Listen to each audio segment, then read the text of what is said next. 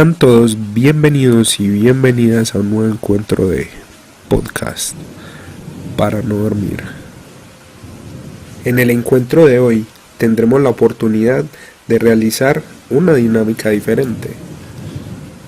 Hoy, en podcast para no dormir, tendremos la oportunidad de escuchar los relatos enviados por ustedes, nuestros amigos, quienes poco a poco se han interesado por nuestro proyecto y nos han hecho llegar sus vivencias e historias. Y si tú quieres narrar o que nosotros narremos tus historias, te puedes comunicar con nosotros a través de nuestras distintas redes sociales. También recuerda que nos puedes encontrar en Instagram como para.nodormir. En YouTube nos encontrarás como para no dormir y en Spotify, Google Podcast y Amazon Music nos encuentras como podcast para no dormir. Y podemos comenzar con el relato de la señorita Erika, quien nos narra su historia desde la ciudad de Medellín. Comencemos. Bueno, tendría yo unos 12, 13 años más o menos. Y esa noche estaba durmiendo en la habitación de mi abuela. Al igual que otras noches, mis papás habían salido y me dejaban con ella para que yo no pasara la noche sola. Yo dormía en la cama de mi abuela y tengo un primo que en ese tiempo dormía en la parte de los pies de la cama, pero en un par de colchonetas en el suelo. Al lado de la cama de mi abuela había una ventana por donde entraba la luz de las lámparas de la calle. Entonces se lograba como identificar algunos objetos de la habitación, pues lograba ver siluetas. Ya era muy tarde, ya estábamos dormidos, ya era tarde. En una de esas giré y al pasar la mano por debajo de la almohada, sentí la cama húmeda y de inmediato le dije a mi abuela, pues no era normal. Ella se despertó, no me dijo nada, sino que salió de la habitación. No sé por qué, no lo recuerdo si hubo alguna razón específica, pero sentí el impulso de sentarme. Me sentí un poco incómoda, entonces me senté, pero me senté con los pies en el suelo, ya en el borde de la cama. Apenas me senté, observo que mi primo, que estaba durmiendo en las colchonetas, como había dicho, se levanta, me pasa al frente y se sienta a mi lado, en la misma posición en la que yo estaba. Pues me pareció un poco extraño porque pues no me dijo nada, lo veía extremadamente alto y la verdad no lo identificaba muy bien, pues no le veía muchas facciones. Lo llamo por su nombre, no me responde, lo vuelvo a llamar y sigue sin dar respuesta. De inmediato pues me preocupo, miro hacia atrás y observo que mi primo sigue acostado en las colchonetas. Me asusto, obviamente, e intento levantarme como para llamarlo. Y esta sombra que estaba sentada y que seguía inmóvil a mi lado, se para mucho más rápido, pasa al frente mío y se acuesta donde estaba mi primo, donde se supone que había salido. No supe reaccionar porque en ese instante entró mi abuela, me dijo que me acostara. Yo tenía muchísimo miedo, no sabía qué había pasado, no entendía y me acuesto. No, simplemente estaba muy asustada, era muy pequeña. Hasta el día de hoy lo recuerdo y me da mucho escalofrío porque no les di un significado en el momento, pero el día siguiente sí recuerdo que tenía mucho miedo, mucho terror y no fui capaz de contarle a mi abuela o a mi primo, sino 2, 3 años después de que esto sucedió. Qué buena historia, pero déjeme llevarlo también al sur de la ciudad, donde el señor John Jairo nos cuenta sus vivencias. En el ejército me sucedió una vez que me tocaba de centinela. Uno llega, ni sabía dónde llega. Me tocaba en Urabá por allá, como por Necoclí. Y llegamos alguna vez a un punto, todos se acostaron a dormir y dejaron solamente los centinelas. Entonces ahí me tocó por allá como a las 2 o 3 de la mañana. Eso no se oía sino ruiditos, como ratas, y pues no sé por qué.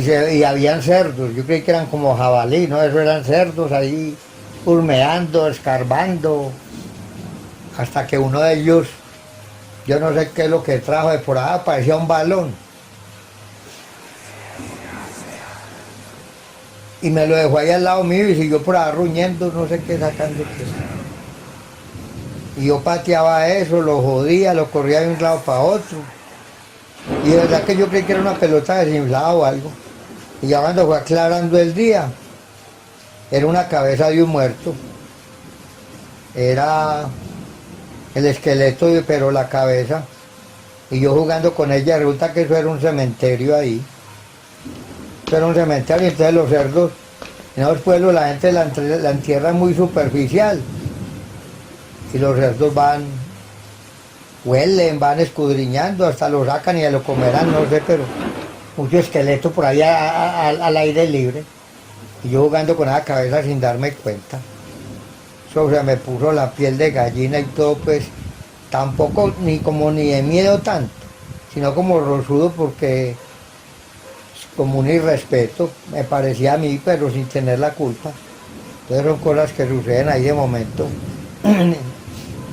Como quien dice, uno estaba en el momento, en el lugar equivocado, pero no es culpa de uno. Otra vez por ahí instalando una publicidad exactamente en Premium Plaza. Nosotros teníamos que llegar a las 11 o 12 de la noche, o a más tardar pues a las 10, cuando pues tiene que trabajar de noche, porque en el día no deja. Y yo veía que todos los muchachos, uno llegaba al piso 2 o 3, pero tenía que ir como a un sótano, como al sótano 3 o 4, estaba muy abajo, donde estaban las oficinas que daban la orden para empezar a trabajar, pero tenía que llevar una cédula, el papeleo, el certificado de alturas, todo eso, de todo el personal que iba a laborar. O sea, una sola persona se encargaba, pero nadie iba y nadie iba. Pero nadie me había dicho por qué, y resulta que todos estaban asustados porque en el ascensor se aparecía si una pelada, una niña, no sé. Yo como no sabía o quería saber, entonces me fui, pero muy rosudo me puse. Porque recogieron todo el papeleo, las cédulas de los 4 o 5 que habíamos, certificados y todo, y tal. Me monté al ascensor, todo eso en silencio. Empezamos a bajar y a bajar. Dios mío, por Dios, ya cuando pero uno en el cuerpo siente como la presencia de alguien. Y mi piel estaba rosuda. Y era que yo no me atrevía a mirar el espejo del ascensor. Y preciso, ya para saber qué pasaba, medio miré de reojo y detrás de mí había una niña. No sé si bonita o no, pero entonces se le veía como el semblante de la muerte, en vestido blanco, pero apenas me miraba fijamente. Era increíble lo que uno puede sentir. Piensa uno que lo va a atacar y aunque no lo ataca, pero sí lo mira uno fijamente como queriéndole hablar con los ojos, pero uno no sabe uno si se está orinando o poposeando, yo no sé qué, pero usted no sabe ni lo que siente. No es la hora de bajarse, salir corriendo y cómo. Pues se abrió el ascensor y yo ya volví a mirar a ver si era que venía atrás de mí, ya no estaba, pero la vi claramente. Yo llegué a esa oficina, ellos se dieron cuenta de lo que me había pasado, o sea, como que saben o le ha pasado. Yo entregué los papeles, estaba pálido, me tomé un vaso de agua Y para subir tuve que subir acompañado y ya no en ascensor, sino por las escalas. Tuvo que venir un vigilante para irse conmigo porque yo uno no reacciona, es que es increíble. Es una niña como de 7, 8 años, todavía que era una adulta, pues no sabía uno. Pero una niña, eso me dejó impresionado, impactado, todavía lo recuerdo. Y sinceramente, cuando estoy solo y lo recuerdo, me pongo rosudo como si estuviera ahí. Piensa uno que la trajo pegada. También en un colegio en La Estrella, que yo era vigilante. Habían 2 grupos de vigilancia, uno que eran con uniforme, que pertenecían a una empresa de seguridad. Y nosotros éramos como 2 o 3 de civil encargados, pero nos tocaba amanecer cuando había que amanecer. Pero era aterrador porque ya después de las 11, 12 de la noche, esos corredores son oscuros, grandísimos, grandísimos, largos. Hay veces uno llegaba y subía escalas y tenía que andar, parecía hasta casi media cuadra para llegar a la cocina. Pero nosotros veíamos desde abajo, cuando estábamos abajo en el primer piso, veíamos una silueta que pasaba y nos miraba. Pero es así como que flotaba, no caminaba, sino que flotaba con un traje blanco, como una túnica transparente, en fin. Y eso se meneaba pues como si fuera mucho viento. Y en la mujer era como una cabellera blanca, una cabellera larga, pero ella más bien pálida, como ultratumba, sinceramente. Uno no la reparaba mucho porque no era capaz de aguantarle la mirada ni verla. Pero si uno quería tinto o sacar algo, era impresionante para uno subir allá, porque uno iba. Éramos 2 vigilantes, uno no podíamos ir los 2 porque el puesto no podía quedar solo abajo. Entonces uno de los 2 tenía que decidir ahí. Y a mí algún día me decidí. Y usted está subiendo las escalas en esa oscuridad. Se pone el cuerpo tenso, mejor dicho, usted ya sabe que lleva el alma encima. Y así es. Cuando usted llega al corredor no ve nada. Pero cuando se va yendo de para allá, lo más duro es que se la encuentra es como de frente. Usted le tiene que pasar por un lado. Ella no pasa por un lado ni nada, sino que la encuentra de frente y usted tiene que seguir avanzando. Y ella ahí mirándolo a uno, mirándolo.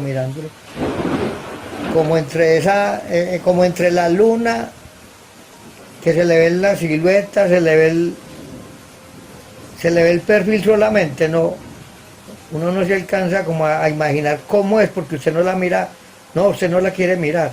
Sin embargo, la mira de reojo para no perder la vista y es impresionante lo que se siente. Cuando uno se mete al salón donde está la cocina para sacar algo, es hasta peor, porque como usted está encerrado,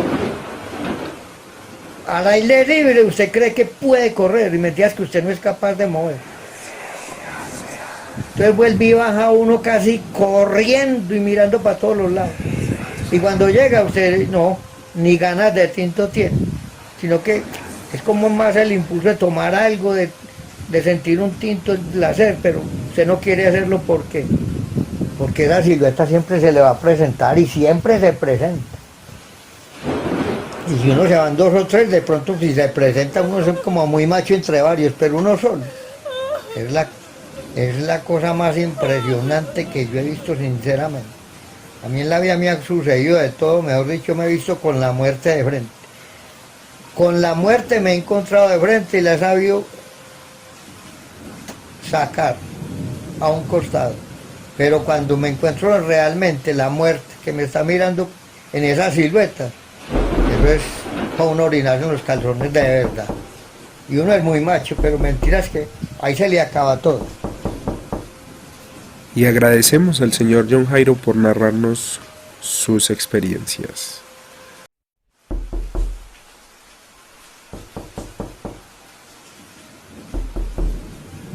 Pero también déjeme llevarle al sur de la ciudad, al municipio de Itagüí. Un municipio muy antiguo y con mucha historia.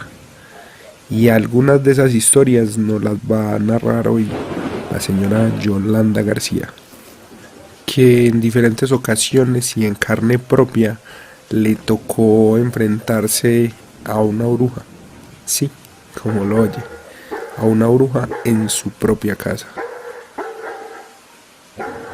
Nosotros vivíamos en una casa en Prado, donde supuestamente pues después de muchos cacharros que nos pasaron en esa casa, porque ahí tuve yo varios accidentes que como que me empujaban de las escalas, porque era una casa unifamiliar, donde vivíamos el primero y en el segundo piso.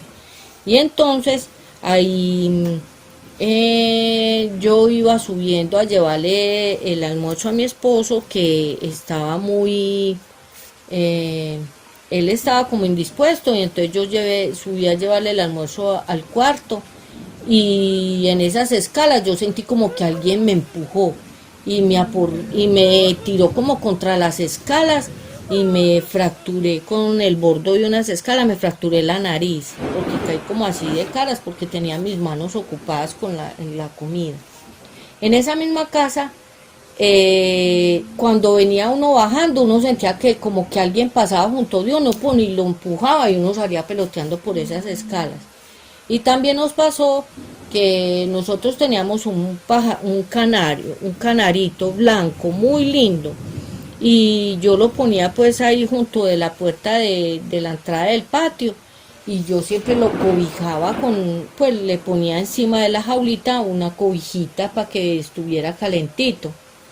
Y una noche, que pasamos una noche pues hasta maluca, cuando yo al otro día fui y destapé al canarito, fui a destaparlo porque pues ya era la mañana y todo.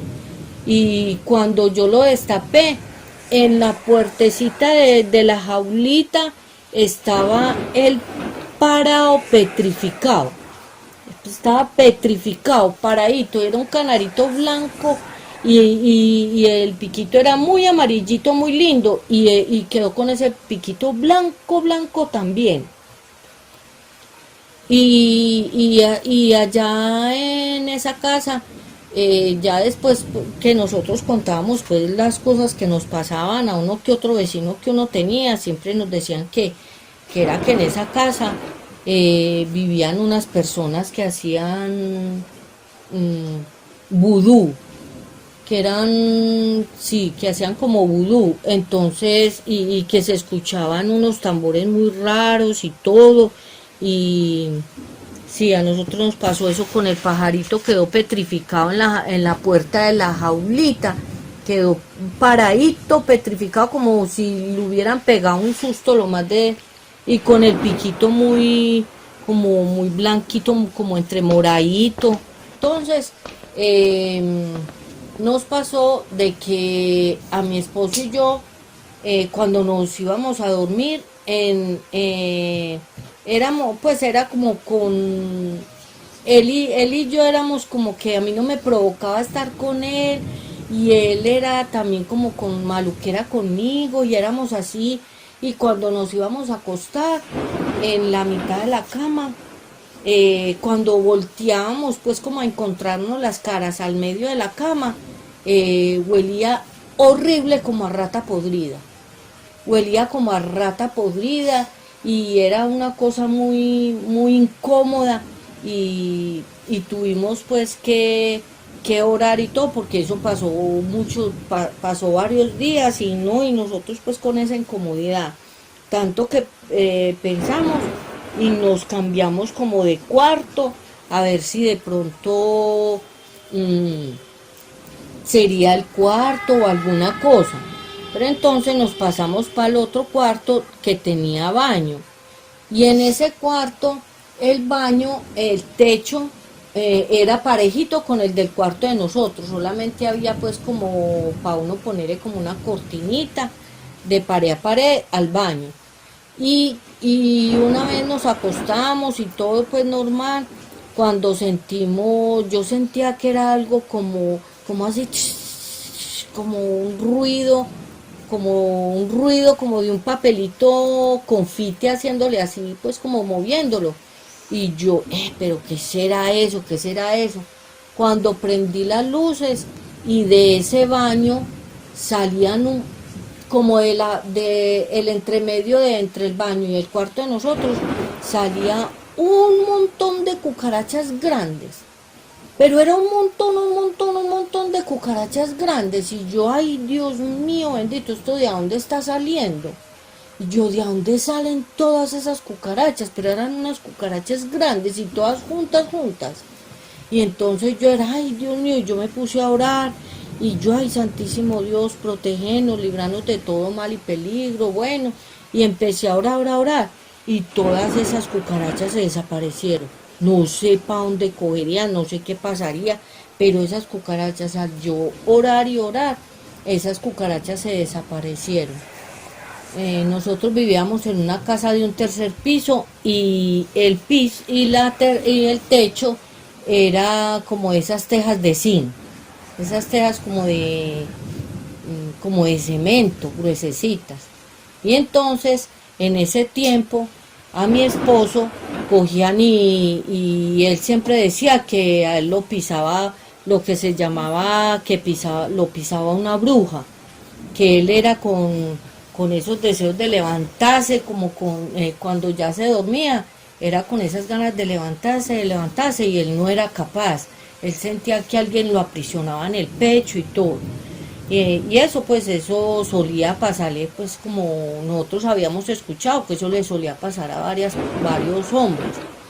Y entonces, una vez, yo no era capaz como de dormirme, y él ya estaba acostado y todo, cuando yo oí y yo empecé a sentir como una incomodidad, como un susto, como un miedo, como algo maluco. Y entonces, cuando menos pensamos, yo vi que mi esposo se volteó como de una manera, pues como que se volteó maluco, como brusco, y yo me asusté y yo dije, ay, Señor Jesús, ¿qué pasará aquí? ¿Será que ya va a empezar esa bruja? Y empecé a orar, y empecé a orar. Y cuando menos pensé, sentí que en ese techo cayó algo duro, así como que hubiera aterrizado algo, y volverse a elevar, y con una risa muy macabra. Era una risa, era como algo así muy miedoso. Y entonces yo empecé a orar y a orar, y era esa risa, y en ese techo se oía pues como ese ruido tan brusco, y desde ese tiempo a él ya no lo volvieron a molestar. Pero era pues yo sentí mucho temor, porque fue algo tan, como ¿cómo se dice? Como tan real, algo que fue tan brusco, que le cayó sobre el cuarto de nosotros, sobre el techo, esa cosa, y después salir riéndose y todo, no, fue muy miedoso. Y le agradecemos enormemente a la señorita Erika, a la señora Yolanda y al señor John Jairo por sus relatos. Y bien, amigos, así llegamos al final de otro encuentro de podcast para no dormir. Y esperamos que les haya gustado esta dinámica, la cual trataremos de hacer más seguido para compartir con ustedes, nuestros amigos. Tengan buena noche y descansen en paz.